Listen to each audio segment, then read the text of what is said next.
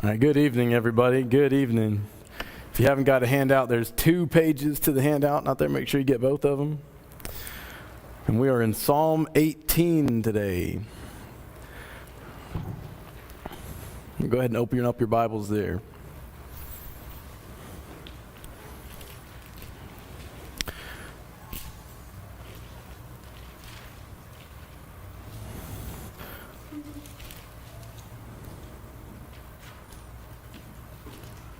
All right.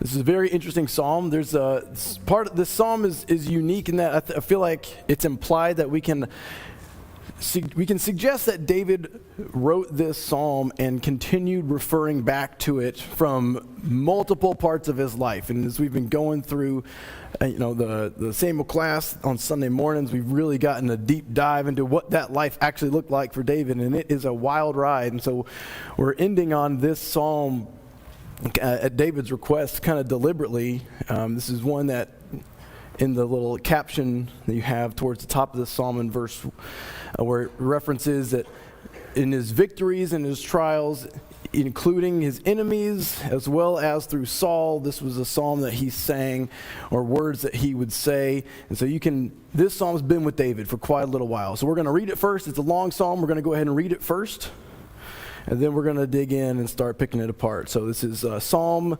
18. It reads, "The Lord is my rock and my fortress and my deliverer, my God, my rock in whom I take refuge, my shield and the horn of my salvation, my stronghold and my refuge, my Savior, you save me from violence.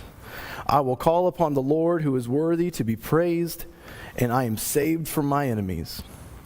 For the waves of death encompassed me, the torrents of destruction assailed me, the cords of Sheol entangled me, the snares of death confronted me.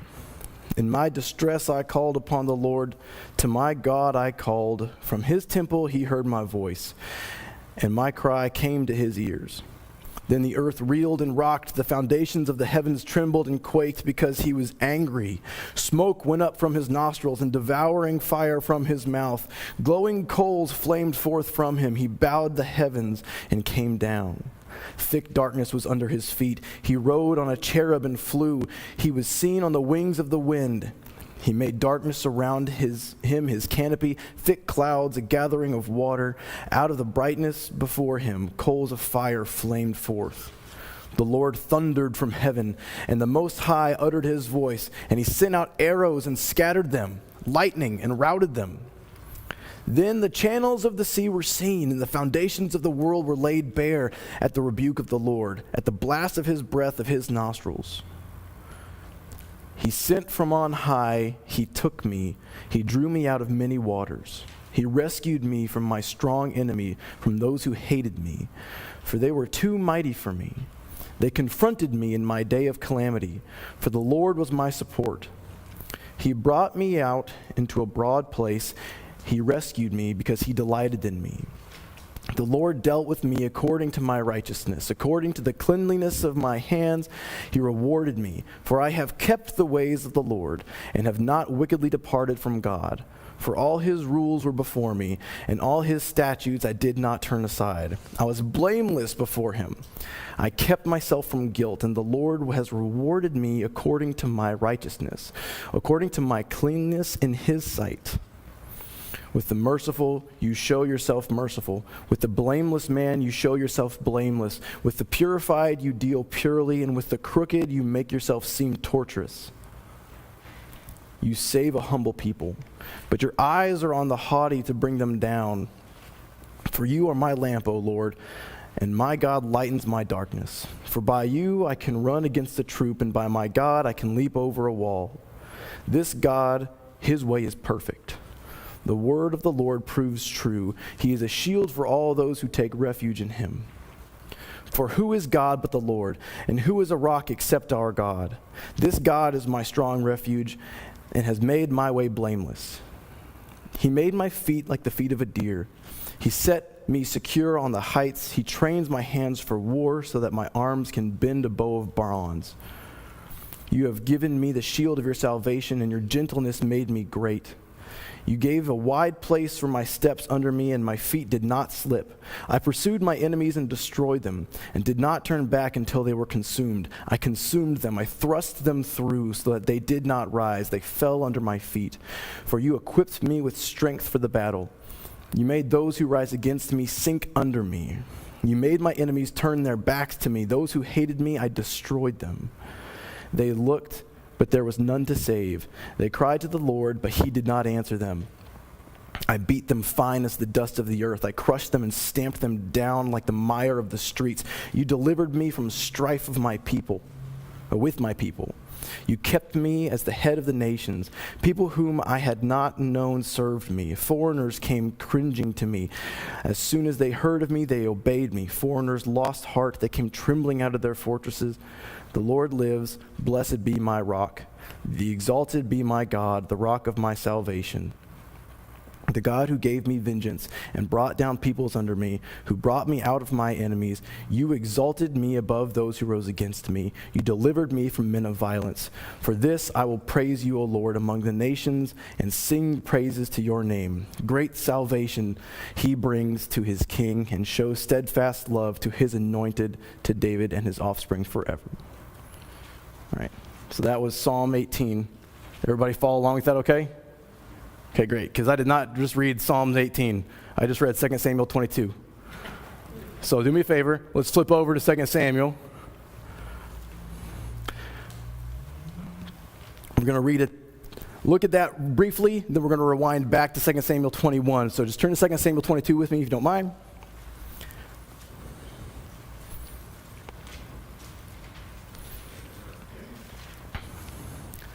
And you're going to see the verbiage is almost literally verbatim of what is in Psalm 18.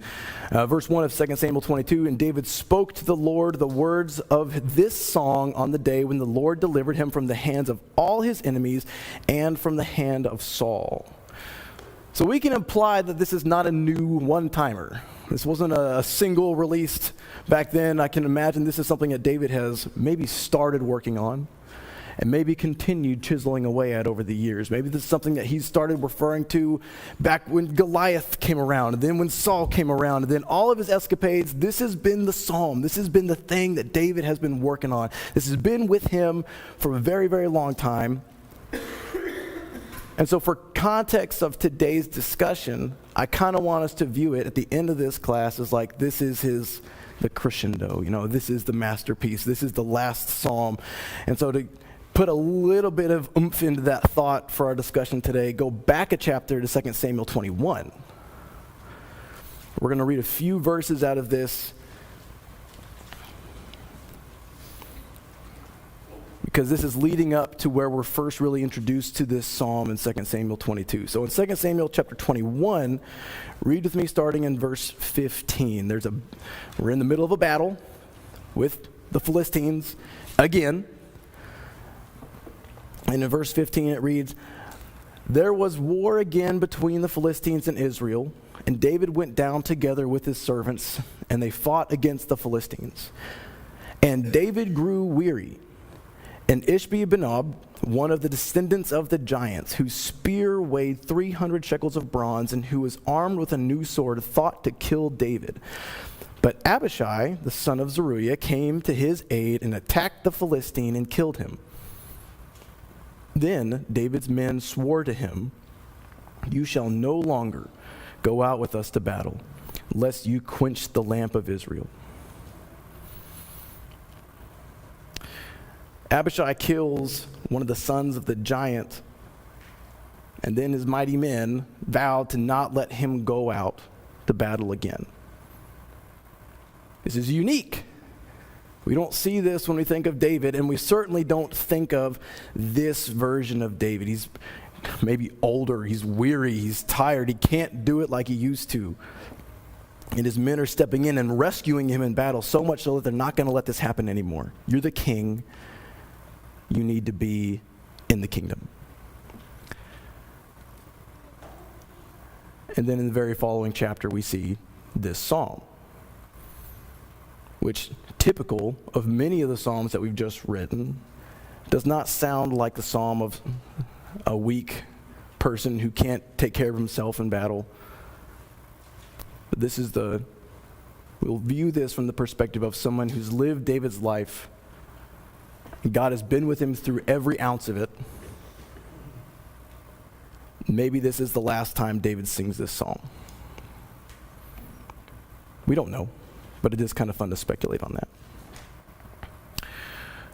So we're going to break this up into sections with that context laid, with that foundation. We're going to break this up into sections. We're going to go through it. We're going to pick up, see what we can derive and apply to ourselves out of this text. It's a long passage. It's a very meaty passage, and there's several different theme changes throughout this passage, and so I'm sure we'll have a lot of great things to talk about. So back in Psalm 18 now. We're going to read verses 1 through 6. Where it reads, I love you, O Lord, my strength.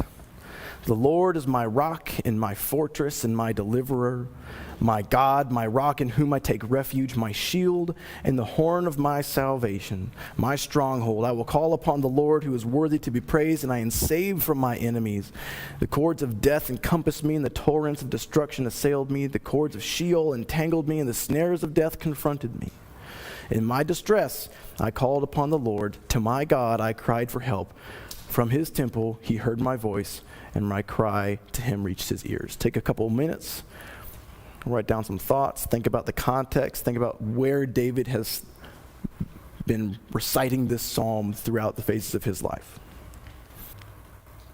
All right. Let's assume David, the mighty man of valor, the warrior, has hung up his sword. What stands out to us in these first 6 verses of this psalm?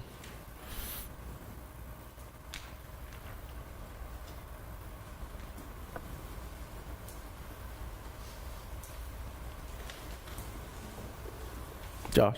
Yeah. Verse 3 says, I call to the Lord who is worthy of praise. Well, verse 2 just told you why he's worthy of praise. He's in the protector. He's in the stronghold. He gives you protection. Yeah.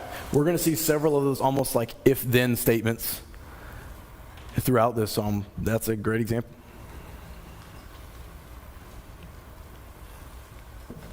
Anyone else? In other psalms, he's usually crying out to the Lord, help me, help me. Yeah. Or why don't you take an action? Here he's starting off the psalm with praise to God. Yeah. That he is the deliverer. There's a relationship component in the entire psalm here. And I love the first verse. It's not, like you said, it's not this urgent cry for help. It's setting the groundwork of, if verse 1 wasn't in here, it's almost like we'd need a little bit more context to explain some of the other things. But the first verse is, I love you, O Lord, my strength. From the beginning, it's laying out, this is more than just, I need something from God, I've got a relationship with you, and maybe there's some tit for tat here. You can see I'm in distress, and I'm putting my faith in you to help provide me aid. It is saying, I love you. And that's going to define the entire rest of this psalm. Yeah, David? Another thing that's a little bit different from the psalms we've studied up to this point is this doesn't seem to be so much about like a specific instance as it is a pattern. I mean, you referenced this story of Abishai kind of coming in and saving David. How many times has he been in situations like that where it looks like somebody's about to get him, and then through God's providence something happens to deliver him? I think that we kind of see that here. This is a kind of, he's referencing this pattern that's happened over and over in his life. He's been in the clutches of death, and it looks like he's about to be destroyed, and then God delivers him once again. Yeah, that's something I wish we had, almost like an index of like all the instances in David's life when this song may have been referenced. But you'll see very comparable language going back, just tracing back to the Psalms you've already gone through in this psalm, where it kind of almost indicates that this has been one that's in at least a work in progress for quite a while. Yeah, it's a great comment. Yeah, Wayne? The descriptions of how he feels in 4, 5, and 6, everybody can relate to the waves of death engulfing him, the currents of chaos, ropes tightening around it and the snare that clamped it. Everybody fears those things. You know, being tightly bound with rope. I know a lot of people would just absolutely go crazy if they had a sense that there was no escape. And all of those are situations that you aren't probably going to get out of. So, but the first one, the word deliver, saves, delivered, and then this situation is how he feels. And then what he does about it is the next few verses, which I think it's really interesting that it says, heard my voice, listen to my cry. I'm really glad you made that comment, because one of the things that I was looking for in this psalm was almost like a relatability, a way of making this, maybe a little bit of questioning on some of the relatability of these, not necessarily this psalm, but David's life. Like most of the struggles in David's life were, if not relatable in exactly what they were, or you could say maybe they're relatable in context. I've never had a king try to chase me down and kill me. I've never hidden in a cave once in my life. I've never had to face a giant and all these things. My brother was a jerk to me sometimes as a kid, but there's a relatability aspect of David's life, which is almost I'm grateful for. That I can't relate with a lot of those struggles, but like you just said, that doesn't strip away any of the merit or the meaning behind this psalm for us. The things and the feelings that he describes, the feeling lost, the feeling strapped down, like cords entangling me, and the snares of death that just, I can imagine people struggling deeply with anxiety that are looking for the purpose. I don't get it. Why is this happening to me? That is a common feeling that a lot of us relate with. And what we can pull from that is this psalm, the entire psalm. You can think of it in a way of like we always approach God with our requests and our supplications, and here's what I need, here's what I'm going for, and we've dabbled in this the entire Psalms class, but this entire huge psalm is dedicated purely to just this praise and thanksgiving. You have delivered me, and I had zero doubt. All these horrible things have happened to me. I put my faith in you, and we're going to dig deeper into that later on. And it's just like that was what hits me the most. I'm a whole lot better at asking God for help than I am thanking him for his interaction in my life. Yeah. Kind of on a similar vein, and this is kind of an application thing for myself too. You almost get a feeling that David's not relying on God to help him fix it as a help. I said, God, help me to fix this. He said, he uses the concept of the shelter, the refuge, right? Yeah. He's laying in the arms of the Lord, saying, I'm just supplicating myself to you. Yeah. I know that you are the one who took care of these things, and you were the one that kept me safe, or saved me, or brought me through it. And that application piece is, and you'll see further down, how he describes what the Lord did. He shows this mighty character, just raining down justice for the one that's his.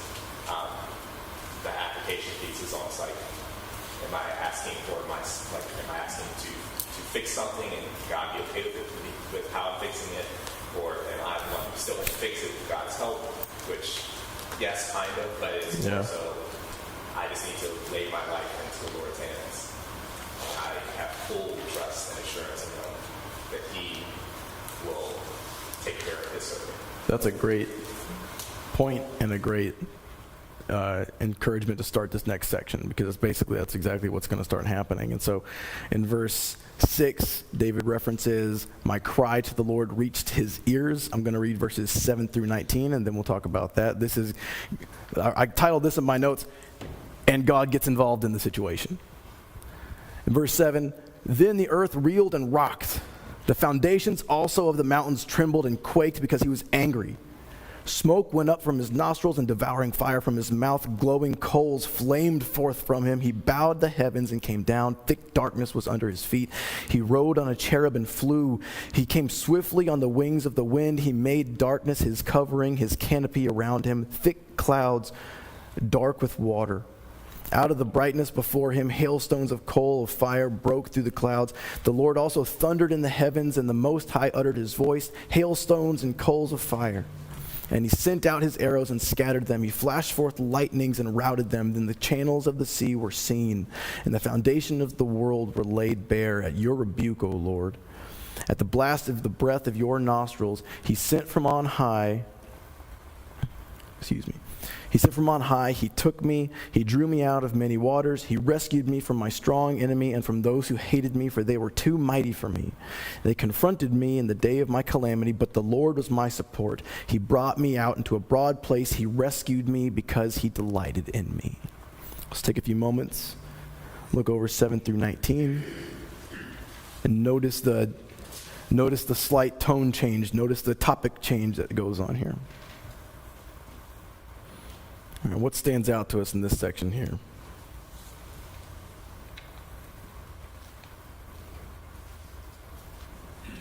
Yes, sir. This is kind of just, it's crazy for me to really try and comprehend, because you look at verse 3, call upon the Lord who is worthy to be praised. And then you look at 7 all the way to 15, and then the same storm, to put it lightly. Whatever's left in it is just obliterated. And he keeps David safe from that when he's the one that's worthy to be praised. All because he loves us. He owes us nothing. Yeah. We owe him everything. That's a great point. We're going to come back and really drive that point home in this next section. Yes, ma'am. Verse 19 is just like the ultimate goal in life is so God can say that he delights in us. I just love that phrase, because he delighted. That's a great observation. And you think that's what ultimately, so much, like, this is what it's all for, right? That's why Jesus came.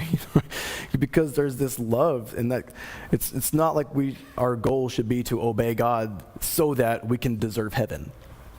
The goal should be we love God, and we want him to delight in us. Here's Michael, and then I think somebody else said something. So I think about this as like kind of a memoir or like an autobiography of his life a bit. And most autobiographies are written all about the person, you know. And David's kind of pathetic so far in the psalm. Like, all these terrible things happen to me. He's making God the main character of it all. He's saying, like, let me really tell you about the reason for all my strength, Israel. It's all based in the actions of God. It's a great observation. Does anybody else? Wayne, did you say something? I think about all the times that the prophets of Baal said, where is she God? Yeah. He doesn't do anything. And yet, this is a vision of power that, often we wonder, where is God when things are going on? He's there, and he's still got this same power. And what I think about brought me out into a wide open place.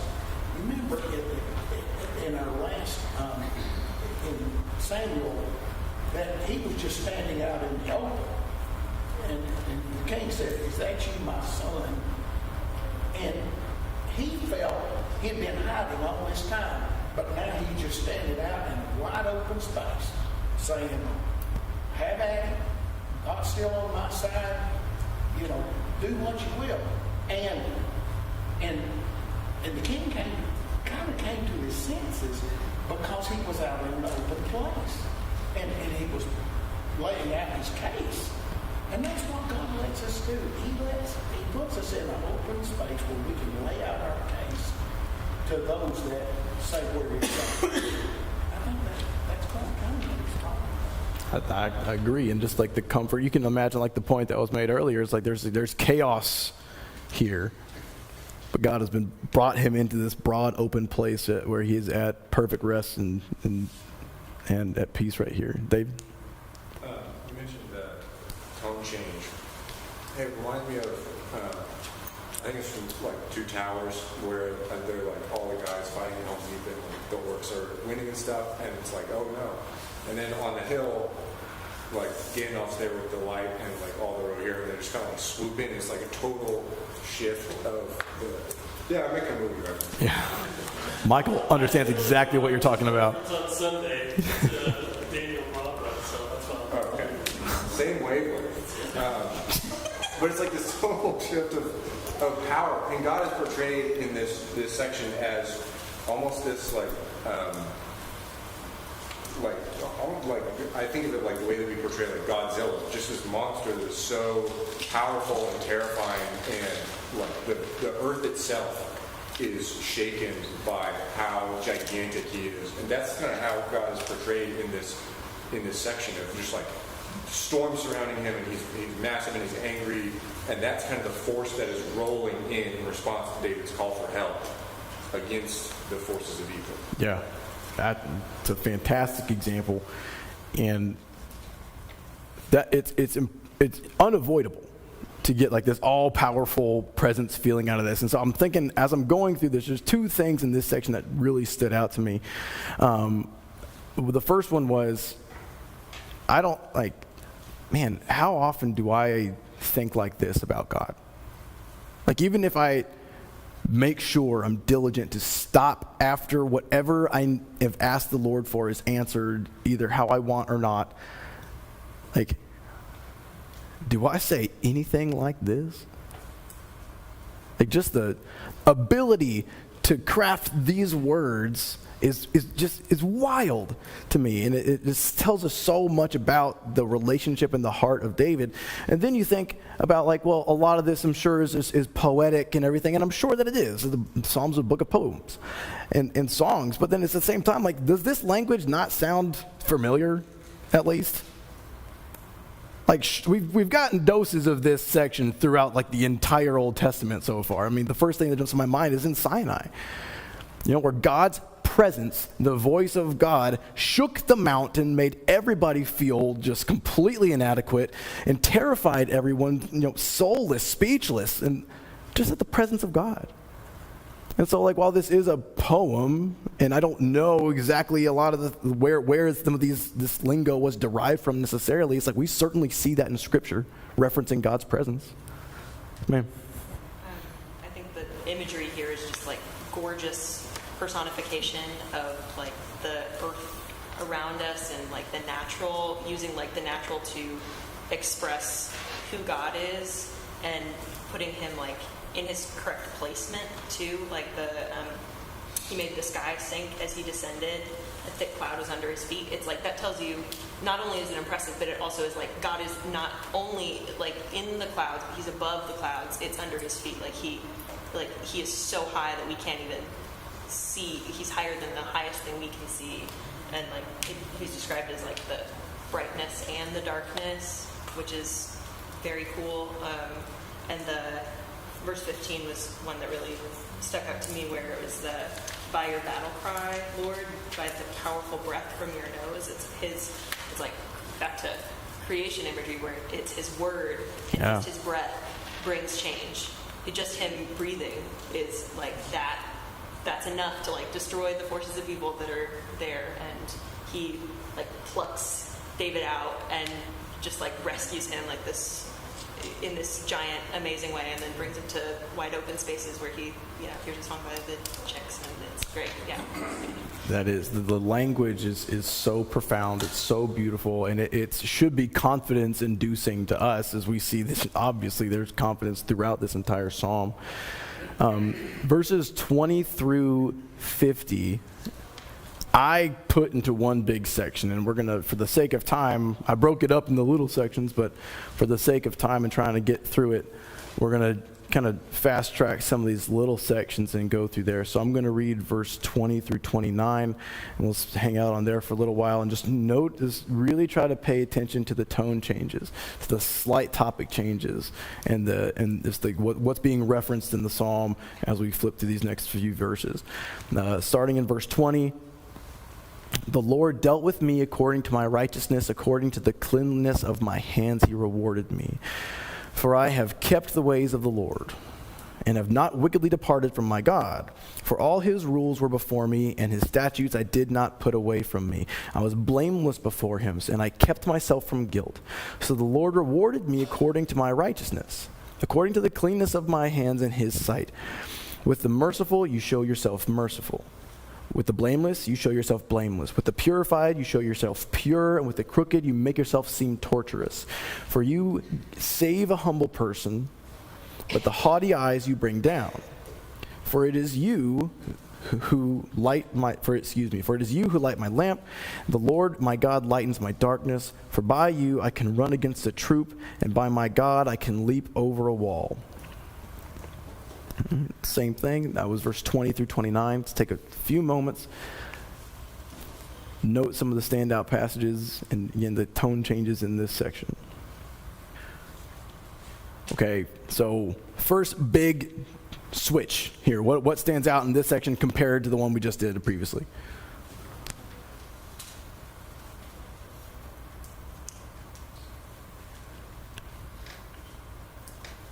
Josh? We got another one in verse 25 when it says you prove. Well, he just explained it in the previous section, all that God has done. So God has already proved what he can do.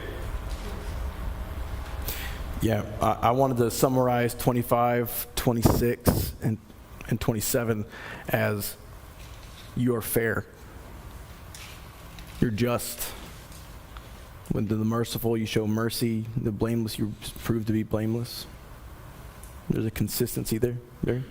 Praising God for God's mercy to those who have been righteous before Him. God justly rewards them for the life that they're living in response to Him. Okay, so considering, again, if we're assuming, just for today's conversation, this is the end of towards David's getting older, he's lived quite a life, done a lot of things. What's ironic about this section and what you just said? Looking back at all the sins that he Yeah! but he recognizes that, as he says in Psalm 32, that God has covered those sins and has forgiven them. Yeah. That's not holding against him. That mercy and that grace is just as prevalent a part of God's character as his power and as his ability to defeat the enemies of the righteous. Yes, ma'am. Which is like a very Jewish point of view, right? And like, if we're thinking about it like in the New Testament eyes, it's like we would be like, well, no, like you delivered me, you repaid me back my deeds. Like that's not how the New Testament works. Like we get far more than what our deeds like earn us. Like our deeds don't earn us stuff, right? But in the Jewish perspective, it's like, look, I'm a good person, so I did the things, or I'm a bad person, but I sacrificed, and you are merciful and forgiving. So, which leads to that relatability aspect of this, where it's just like well, in this case, again, we're assuming it's a lot of different nations, peoples, whoever David fought, the Philistines primarily. It's like, who's the enemy in this case? If we're looking at this from the New Testament Christian perspective, who's the enemy here? Which is obviously for us is Satan and the temptations that are thrust at us. And look at the ability God has to crush the enemies of those who love him. There were a few hands over here. Michael? I was just going to say, I think we would all feel pretty uncomfortable praying verses 20 through 24, like in the public prayer. Yeah. You know, if I got up there tonight and prayed that prayer, people would be pretty uncomfortable with that, I think. So it just makes you stop and think about grace and how you truly find yourself in your own life. Yeah. Whether or not you feel like you can say these words, not because of what you've done, but because you're walking in the light as he is in the light. So that means you are righteous and innocent. Yeah. I'm going to read, with that and the comment that was made earlier, I'm going to read Matthew 12. Verses, you don't need to turn there, we won't be there very long. Matthew 12:49, it's a very familiar passage to us. If I could get to it. There we go. It reads, and pointing towards his disciples, this is Jesus speaking, and pointing towards his disciples, he said, here are my mother and my brothers, for whoever does the will of my Father in heaven is my brother and sister and mother. So he refers to this, the ones that are going to do my will, they're the ones who I'm considering with this relationship. I have this relationship with. And that's what I see in this passage. It's like you can't say that. No pressure to whoever has the closing prayer tonight, by the way. If you do. It's me? I thought I checked beforehand. Okay, that's good. That's good. Awesome. Good look for me. Yeah, no pressure. Is the contrast between him being felt like he can do nothing to I can jump over walls, I can run through a wall, Yeah. I can charge an army. He doesn't say we can charge an army. He says I can charge an army. So he's gone from, because of what God is, he's gone from being totally great to absolutely. Yeah. That's a big transformation. Well, there's this, it's familiarity is the way I kind of viewed it as I thought about this. There's this familiarity, and that's why the Matthew passage stood out so much in my mind of this, like this family familiarity. It's like, I know what my brother's capable of.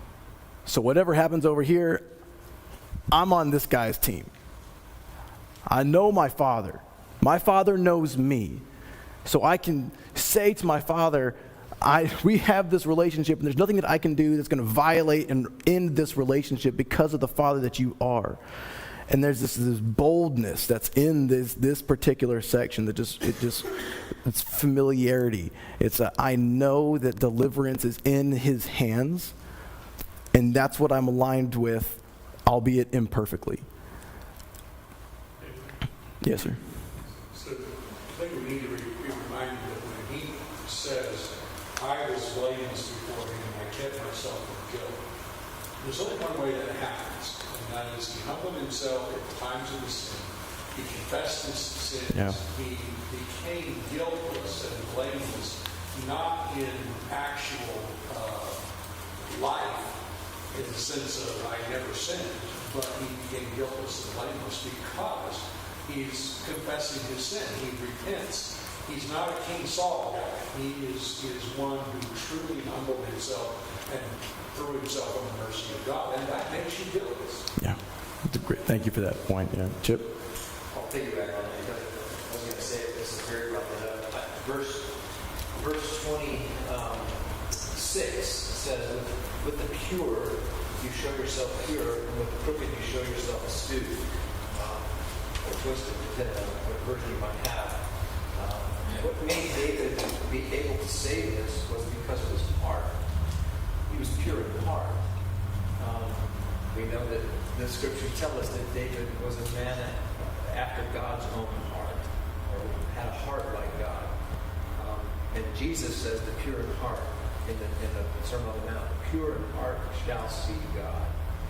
And so what makes him confident in these statements was because of his heart, his desire.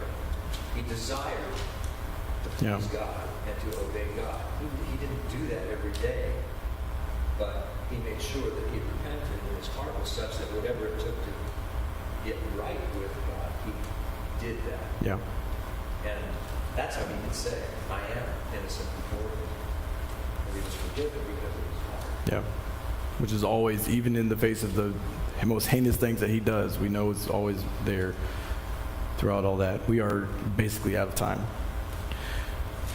So I'm going to read. It may be good to just read the rest of this passage, and I'll summarize it a little bit for you. In my notes, I've categorized these next sections as acknowledgement and praise, and then verse 49 and 50 are just that of thanksgiving. The rest of this section is acknowledging God for the things that he's able to do and that he's done and giving him the praise due. So I'm just going to read that, and I'm sure we'll probably be out of time by the end of this. Verse 30 reads, "This God, his way is perfect. The word of the Lord proves true. He is a shield for all those who take refuge in him. For who is God but the Lord? And who is a rock except our God? The God who equipped me with strength and made my way blameless. He made my feet like the feet of a deer. He set me secure on the heights. He trains my hands for war so that my arms can bend the bow of bronze. You have given me the shield of your salvation, and your right hand supported me, and your gentleness made me great. You gave a wide place for my steps under me, and my feet did not slip. I pursued my enemies and overtook them and did not turn back until they were consumed. I thrust them through so that they may not be able to rise. They fell under my feet. For you equipped me with the strength for battle, and you made those who rise against me sink under me. You made my enemies turn their backs to me, and those who hated me I destroyed.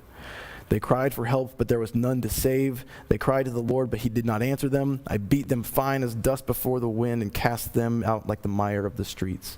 You delivered me from strife with the people. You made me the head of the nations. People whom I had not known served me. As soon as they heard of me, they obeyed me. Foreigners came cringing to me. Foreigners lost heart, and they came trembling out of their fortresses. The Lord lives, and blessed be my rock, and exalted be the God of my salvation, the God who gave me vengeance and subdued peoples under me. He rescued me from my enemies. Yes, you exalted me above those who rose against me. You delivered me from the man of violence.